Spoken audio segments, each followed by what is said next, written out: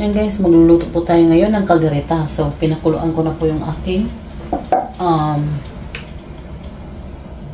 baka na buto-buto. So, maglalagay na po tayo ng mantika dyan.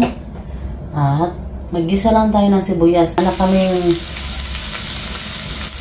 kamintang buo, kunti lang. Yan na, malubog-talbog ang kamintang.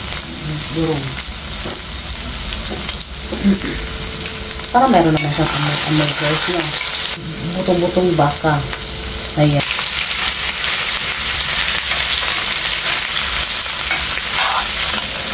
Lagyan natin siya ng asin. At bitchin. Lagyan natin ng tubig guys. Powder. Powder kasi po guys. Yan lang din natin siya guys na. Mga gulay dito. Walang mga gulay dito guys. Kaya ikoksin na lang ang ilalagay natin dyan.